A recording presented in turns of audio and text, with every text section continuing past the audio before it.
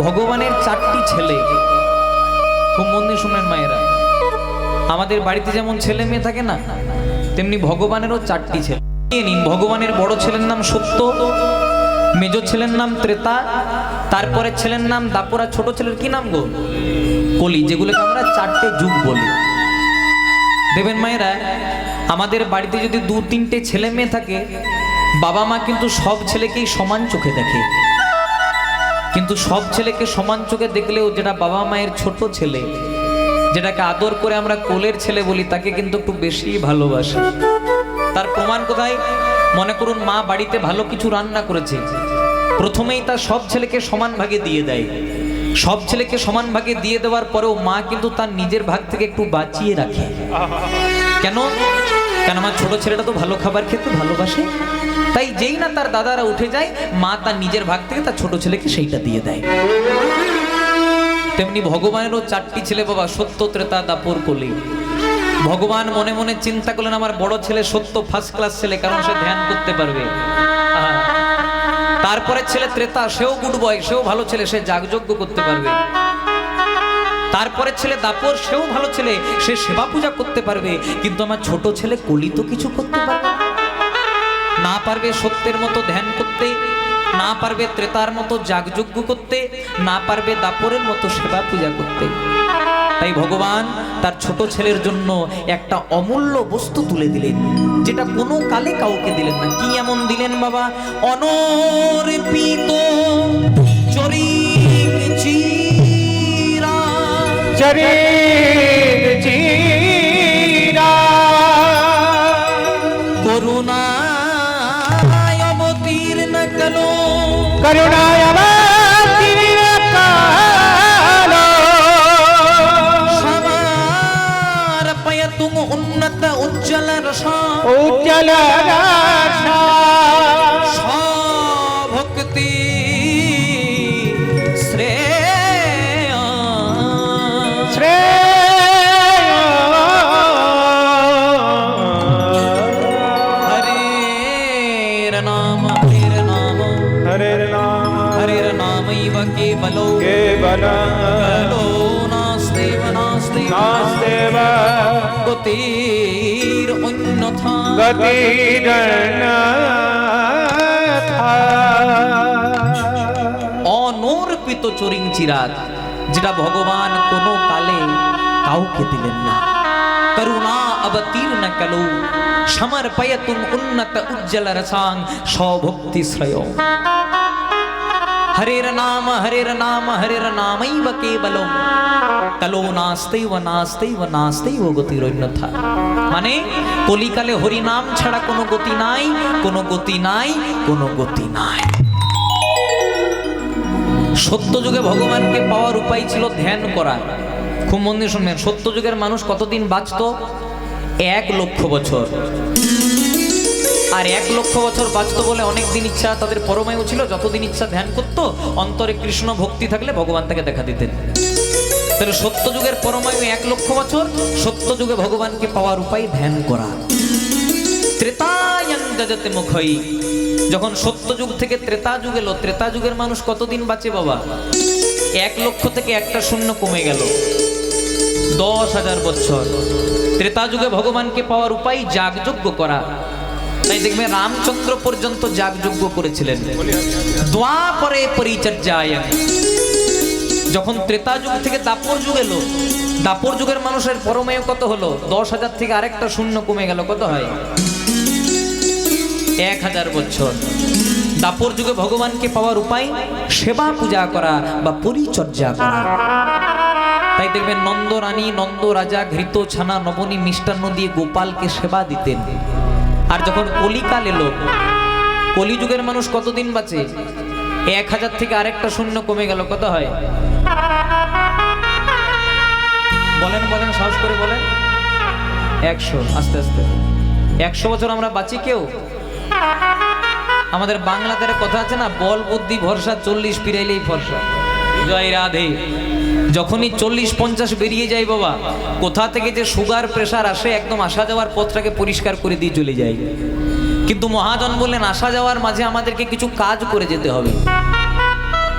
যেদিন তুমি এসেছিলে ভবে, কেঁদেছিলে তুমি, হেসেছিল সবে, এমন জীবন করিতে হইবে গঠন, মরণে হাসিবে তুমি, কাঁদিবে ভুবন। মানে যখন একটা ছোট্ট শিশু জন্মগ্রহণ করে, দেখবেন ছোট্ট বাচ্চাটা কান্নাকাটি করে, কিন্তু মা বাবা বলে আহারে কত সুন্দর আমার ছেলে হয়েছে, কত সুন্দর আমার মেয়ে হয়েছে। দাদু ঠাকুমা বলে কত সুন্দর আমার নাতি হয়েছে, কত সুন্দর আমার নাতনি হয়েছে। মানে আমরা কান্নাকাটি করি, কিন্তু জগতের মানুষ হাসাহাসি করে। কিন্তু এমন জীবন করিতে হইবে গঠন, যে মরণে হাসিবে তুমি, কাঁদিবে ভুবন। আমাদেরকে এমন জীবন গঠন করে যেতে হবে, যেদিন আমরা মারা যাব, আমরা হাসি মুখে মারা যাব, কিন্তু সবাই বলবে আহারে মানুষটা কত ভালো ছিল রে। আপনি যদি একটা 10 তলা ঘর তৈরি করেন, ঝাঁ চকচকে অট্টালিকার মতো, সেখানে 10টা লোক আসবে, 5 দিন আসা যাওয়া করবে, আসা যাওয়া বন্ধ করে দেবে। কিন্তু আপনি যদি একটা ছোট মন্দির করে দিতে পারেন, সেখানে অগণিত ভক্ত বৈষ্ণবের পদধূলা পড়বে।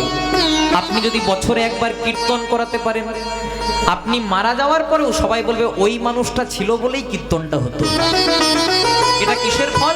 এটা কর্মের ফল। তাই কর্ম যদি ভালো করতে পারেন, কৃষ্ণ কৃপা নিশ্চয়ই লাভ হবে। তাই দেখবেন বড় বড় মঠ মন্দিরে লেখা থাকে বাবা, কর্মই ধর্ম। কর্ম কি সত্যি ধর্ম? কর্ম হচ্ছে দুটি, একটি সৎকর্ম, একটি অসৎ কর্ম।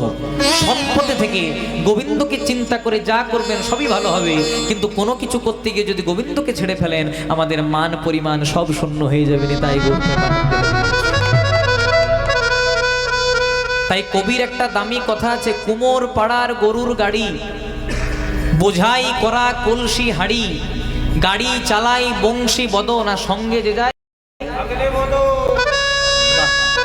হাট বসেছে সোমবারে, শুক্রবারে, আচ্ছা আচ্ছা বলে দেবেন, মাঝে মাঝে ভুলে যায়। হাট বসেছে শুক্রবারে বক্সিগঞ্জে, পদ্মা পায়। বড় দামি কথা বাবা। কুমোর পাড়ার গরুর গাড়ি মানে খড় মাটিতে কুমোর যেমন ঠাকুর গড়ে, রক্ত মাংস দিয়ে ভগবান তেমনি একটা 3.5 হাতের মানব দেহ গড়ে। তাহলে কুমোর পাড়ার গরুর গাড়ি মানে এই যে দেহ গাড়িটা, বোঝাই করা কলসি হাঁড়ি, গাড়িটা ফাঁকা নাই মা, কলসি হাঁড়ি আছে। কি কি? 10 ইন্দ্রিয়, ষড়রিপু কাম ক্রোধ লোভ মোহ মদ মৎসর্য, পঞ্চভূত ক্ষিতি অব মরুত তেজ বোম, ত্রিগুণ সপ্তগুণ তমগুণ রজগুণ। মানে 24 তত্ত্বে বোঝাই করা কলসি হাঁড়ি, গাড়ি চালাই বংশী বদন। মানে গাড়ির মালিক কে? বংশী বদন মানে কৃষ্ণ। যতক্ষণ আমাদের গাড়ির ড্রাইভার ভগবান থাকে বাবা, ততক্ষণ অ্যাক্সিডেন্ট হওয়ার ভয় থাকে না। মহাভারতের যুদ্ধে অর্জুনের রথটা কে চালিয়েছিল বাবা? কৃষ্ণ। আর যতক্ষণ কৃষ্ণ চালিয়েছিল, সেদিনেই যুদ্ধের ফলাফল হয়ে গেছিল যে পাণ্ডবরা জিতবে, কৌরবরা হারবে। কেন? কারণ অর্জুন গাড়ির ড্রাইভারটা করেছিল কৃষ্ণকে। তেমনি আমরাও গাড়ির চালক করেছি গোবিন্দকে, কিন্তু আমরা একটু আত্মনির্ভরশীল, নিজেদের মর্যাদা নিজে রক্ষা করতে পারি।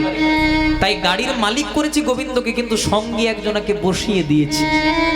সঙ্গে যে যাই ভাগ্নে মদন। মদন মানে কামনা, মদন মানে বাসনা, মদন মানে লোভ, মদন মানে লালসা। যতদিন অন্তরে কামনা বাসনা লোভ লালসা থাকবে বাবা, ততক্ষণ কি ভগবানের কৃপা পাওয়া যাবে গো? আপনাদেরকে যদি বলি যে আমাদের গায়ের নোংরা ময়লা যখন হয় কি দিয়ে পরিষ্কার করি? সাবান দিয়ে, শ্যাম্পু দিয়ে। তেমনি যদি আপনাদের এখানে কোনো দোকানে গিয়ে পরে বলেন দাদা একটা মন পরিষ্কার করবার সাবান দেবেন, দিতে পারবে বাবা? কিন্তু মন পরিষ্কার করবার কি সাবান নেই? আছে। যদি হরি নাম রূপী সাবানের, আর শুধু সাবান শ্যাম্পু দিলে পরিষ্কার হয় না বাবা, জল লাগে। জল তো ভগবান দিয়েই দিলেন গো। দক্ষিণ নয়নে গঙ্গার জল, বাম নয়নে যমুনার জল। দিনান্তে যদি একবার 2 ফোঁটা নয়ন জল দিয়ে হাগৌর প্রাণ গৌর বলে ডাকতে পারেন, ভগবান যে জন্ম জন্মান্তরে গোবিন্দের চরণের দাস হয়ে রয়ে যায়, তার প্রমাণ আমরা পাইনি। কাটোয়া জেলার কিছু দূরে রয়েছিল শ্রীখণ্ড, যেখানে মুকুন্দ সরকারের সেবিত বিগ্রহ গোপীনাথ। মুকুন্দ সরকার একদিন পুজোর ছলে যাচ্ছেন, আর ছোট্ট রঘুনন্দনকে বললেন, রঘুরে তুই তুই একটু আমার গোপীনাথকে খাইয়ে দিবি, একটু সেবা দিবি। ছোট্ট রঘুনন্দন তো আর জানে না বাবা যে পাথরের মূর্তি কোনোদিনও মুখ দিয়ে খাই না, শুধু পূজা করতে হয়। তাই বাবা যাওয়ার পর রঘুনন্দন বলছে, গোপীনাথ আমার বাবা বলেছে তোমাকে সেবা দিতে, নাড়ু খাও না গোপীনাথ। পাথরের মূর্তি, অচল বিগ্রহ, সে কি আর খেতে পারে বাবা? কোন রকমেই যখন খাচ্ছে না, তখন রঘুনন্দন বলছে, ও বুঝতে পেরেছি, আমার বাবা প্রত্যেক দিন তন্ত্রমন্ত্র দিয়ে খাওয়াই, তো আমি তন্ত্রমন্ত্র জানি না, তাই তুমি আমার হাতে খাবে না। বারবার করে যখন বলছে গোপীনাথ নাড়ু খাও, গোপীনাথ নাড়ু খাও, তাও যখন গোপীনাথ নাড়ু খাচ্ছে না, তখন রঘুনন্দন বলছে, তাহলে শোনো গোপীনাথ, তুমি যদি নাড়ু না খাও আমি তো আর বাবাকে কিছু উত্তর দিতে পারবো না, আমি মাথা কুপিয়ে তোমার কাছে প্রাণ ত্যাগ করব। এবার যেই না ছোট্ট রঘুনন্দন মাথা কুপিয়ে প্রাণ দিতে যাবে, আজকে অচল গোপীনাথ সচল হয়ে গেছে বাবা। অচল গোপীনাথ সচল হয়ে আজকে রঘুনন্দনের মাথাটা তুলে বলছে, রঘুরে, জগতে আমার অনেক ভক্ত আছে রে, কেউ আমায় চিড়ে কলা বাতাসা ছানা নবনী দিয়ে সেবা দেয়, কিন্তু তোর মতো এত প্রেম দিয়ে সেবা দেয় না। এবার যখন নাড়ুগুলো খেয়ে নিচ্ছে আর একটা মোটেই নাড়ু আছে, তখন রঘুনন্দন খপ করে হাত পেঁচে দাঁড়ানো কিনা। যখন বলি তখন খেতে চাও না, আর যখন খেতে শুরু করো তখন থামতেই চাও না। তুমি যদি সব নাড়ুগুলো খেয়ে দাও, আমি বাবাকে কি প্রসাদ দেব? দেখুন বাবা, আমরা সারা জনম লাগিয়ে দিই, আমরা সারা জনম সংসারের নিয়ে ভাবতে ভাবতে সময় চলে যায়, সময় বহিত হয়ে যায়। যোগীরা বছর বছর তপস্যা করে, মুনিরা বছর বছর ধ্যান করে, কিন্তু গোবিন্দের কৃপা পাই না। কিন্তু আজকে ছোট্ট 5 বছরের রঘুনন্দন আজকে গোপীনাথের কৃপা পেল কেন? কারণ ডাকটা ডাকার মতো ডেকেছিল। আর কেউ যদি ডাকার মতো ডাকতে পারে, তাহলে ভগবান কি কোনোদিনও না এসে থাকতে পারে? আমরাও বলি যে ভগবানকে আমরাও তো ডাকি, ভগবান সাড়া দেয় না কেন? আমাদের মনে সেই ভক্তি নাই বাবা। আমরা ভগবানকে শর্ত দিয়ে দিই, প্রভু আমার ছেলেটা চাকরি করে দাও, তবে তোমাকে ডাকবো, আমার মেয়েটার ভালো জায়গায় বিয়ে দিয়ে দাও, তবে তোমাকে ডাকবো। তখন ভগবান বলে, হ্যাঁ রে বাবা, সারা জনমটা দিলাম, আমার কথা ভাবলি না, যখন ছেলের চাকরির ব্যাপার হলো তখন আমার কথা ভাবলি। তাই ভগবানকে ডাকতে হয় নিঃস্বার্থভাবে, আর নিঃস্বার্থভাবে যদি একবার গৌরের চরণে নিজেকে সমর্পণ করতে পারেন, গৌর জন্ম জন্মান্তরে তার চরণের দাস হয়ে যায়। তাই সবাই মিলে বলবো, হরিব হরিব হরিব হরিব, তাই বল হরি হরি হরিব হরিব হরিব হরিব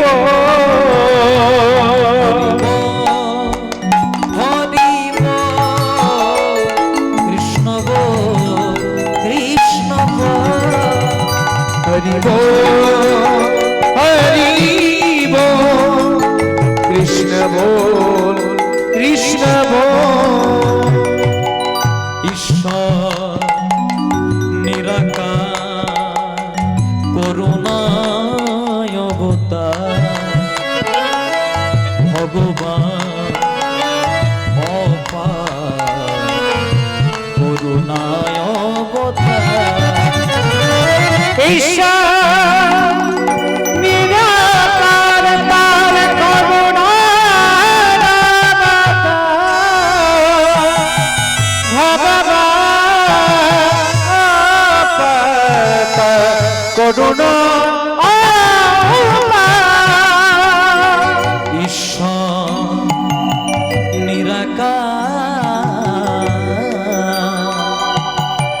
করুণায় অবতার, ভগবান লীলাময় করুণা অবতার।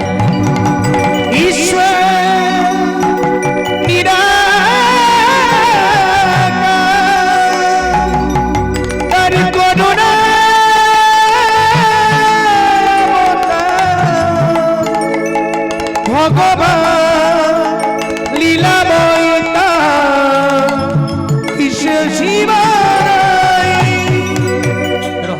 তোলা যাবে মায়েরা? যত অ্যান্টিনা তুলবেন তত চ্যানেল ধরবে। সবাই মিলে হাত ধরে তুলে গাইব হরি বল, হরি বল,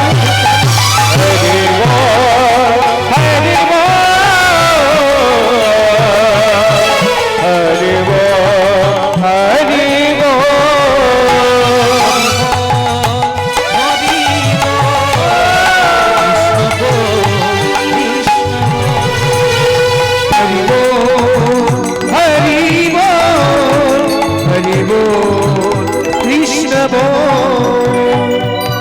যেই নাম সেই কৃষ্ণ ভজরে নিষ্ঠা করি, নামেরও সহিতে আছে আপন সেই হরি। জয় রাম শ্রী কৃষ্ণ ভজ নিষ্ঠা করি, নামের সহিতে গেছে আপন শ্রী হরি। জয় রাম কৃষ্ণ ভজরে নিষ্ঠা করি, নামের সহিতে আছে আপন শ্রী হরি। হরি বল, হরি বল, নিতাই গৌর হরি।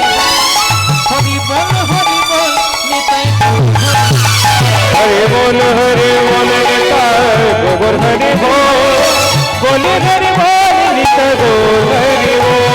হরি বল, হরি বল, নিতাই গৌর হরি বল। হরি বল, হরি বল, নিতাই হরি হরি। হরি বল নিতাই গোবর হরি বল, হরি বল নিতাই গোবর হরি বল। হরি বল নিতাই গোবর হরি বল, বল হরি বল নিতাই গোবর হরি বল।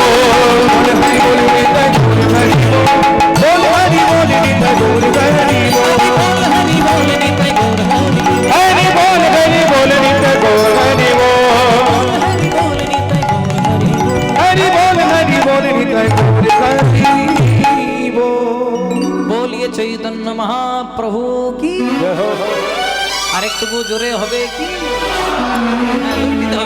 জগৎগুরু নিত্যানন্দ প্রভু কি, মহাদেব অবতারদ্বৈতাচার্য প্রভু কি, পরম বৈষ্ণব শ্রীবাস প্রভু কি, রাধা স্বরূপিণী গদাধর প্রভু কি, আপন আপন পিতা মাতা কি, নিজ নিজ গুরুদেব কি, উপস্থিত ভক্ত মণ্ডলী কি।